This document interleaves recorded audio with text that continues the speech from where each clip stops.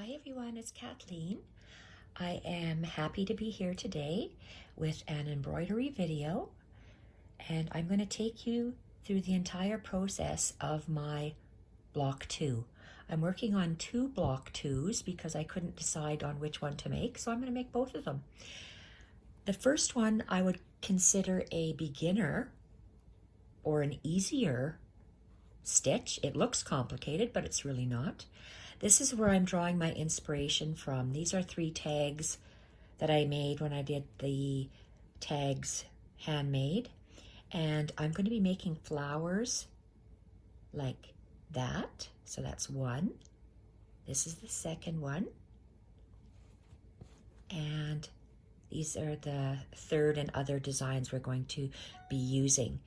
We're going to be using some doilies, bits of doilies, and we're going to be putting different things and stuff in the background, but we're going to do our stems first on the flowers. So this is what I did for my tags, and that's my inspiration for this. I'm going to be using 3 colors of gray. This is actually DMC pearl cotton, and I got this from my Michaels stores. They were selling out of this brand. The colors are a very light gray, medium gray, and a dark gray. Light gray is 762, medium gray is 03, and the dark gray is 413. It's a size 5, so it's a nice thicker strand, which I love to work with. And I always use a milliner's needle because every once in a while my thumb lets go. It's something nice and big for me to hang on to, and milliner's needles, look at the eye, they're somewhat different. So it depends on who actually makes them. One is just a bit longer than the other, but this is a size 1 milliner's needle because it's long and the eye is large enough to feed your size 5 pearl cotton through. In another video, I'm going to do a very elaborate bouquet of roses, and I'm going to call it true embroidery on here. This is a vintage doily, I guess, but it's very, very fine, and that'll be a different video. Today's video, and until we're done, will be this. So let's take off these things so you can see the base of the block. I'm going to put them, I am using wool fabric and doily bits, as well as snaps, black snaps. I'm placing them on the side for me so I can remember where I placed it. Different doily bits, wool, and again, snaps, but just different shapes. And tatting. Made into a little leaf in the background we're going to put on. Tatting, and I'll go through this a little bit more detail as we work on it. Excuse me. And squares, different felt pieces. And different felt pieces, different shapes to create flowers. Oops, and these 3 go on top. I have to move them aside. And this little triangle wool felt and a little blurb, and I'm going to be doing a stitching on this washer as well. That's behind wool fabric. So all that's put aside for right now, and I have done my base already. The base, or my background actually. So I started off with the size of muslin that we were supposed to cut out, and then I took strips of fabric. These are about 1 1/4 of an inch, and I laid them, there's one long strip, looks like tea towel fabric, 1 strip. That light gray pinstripe is 2 long strips. The third one is the engineer's fabric, three, 3 long strips. The 4th long strips, I took apart a Raggedy Ann doll dress that I made for one of my girls eons ago. So that's another long strip. So we have 1, 2, 3, 4, and 5 long strips. This is another part of the Raggedy Ann dress that is navy blue. So navy blues, grays, whites, and off-whites is my neutral background. So there's strips, 5 long strips. Then I have this nice piece of very old white linen that is probably machine embroidered, it looks like, and it's a rectangle at the bottom. Then I have a new piece of striped fabric that's a rectangle. Another rectangle piece that's ivory, and it as well has stripes. Everything has stripes in it. And this is that same engineer's fabric. That's a square. All that has been placed down with just a running stitch. In, out, in, out, in, out. All the way around each long strip.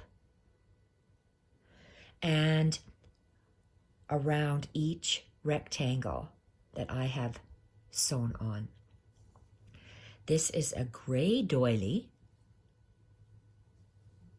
I think Lisa gave this one to me.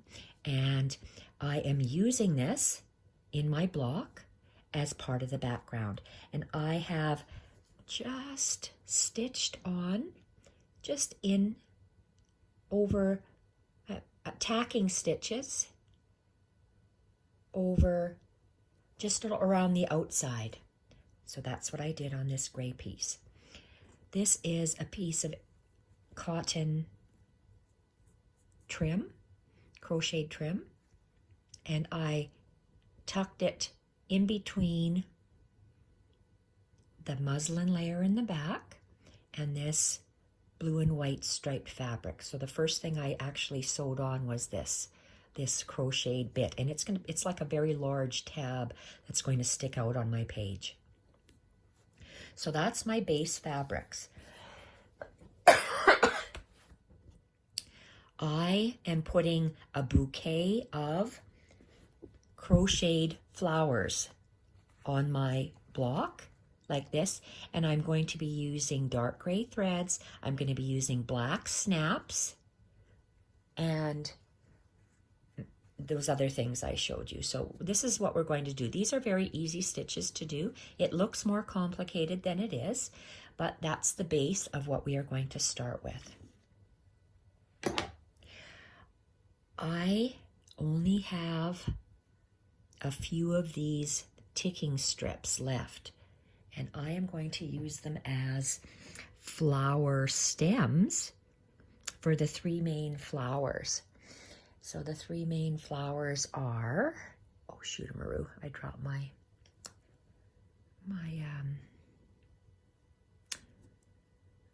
snap. Let's see if my little snap can actually fit in here. Oh, I haven't poked. Oh, let's just go in here, just through here. It may not, I might just have to, well, I will be sewing it on, but oh, look at that.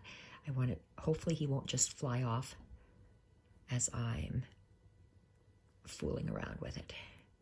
So I will be having a flower, and where's my other big flower? This is another big flower. And this was my main. So I have 3 main flowers, somewhere like that. I'm concerned about placing my stems. So this is actually an old bra strap or bra mechanism. It came in a box or a jar of antique stuff, antique buttons and sewing stuff. So I just wrapped it's one long piece, what I'm holding here, one long piece, and then this other, or they're the same length, but it's folded over on this bra strap. So I wanted to lay this bra strap down. Am I in camera? Somewhere like that along the bottom, because I do, oops, I want to, how did I want to do that? I wanted to see that, so it has to be positioned like this.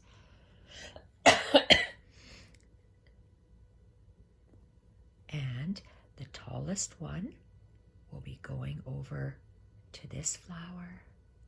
And I'm going to be using a herringbone stitch to tack down these little bits. So let's position these.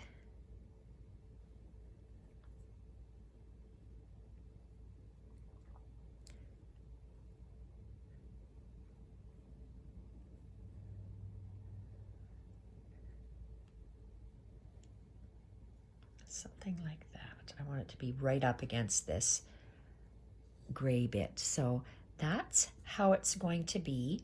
I'm going to use a herringbone stitch to go over top of these main dark blue lines.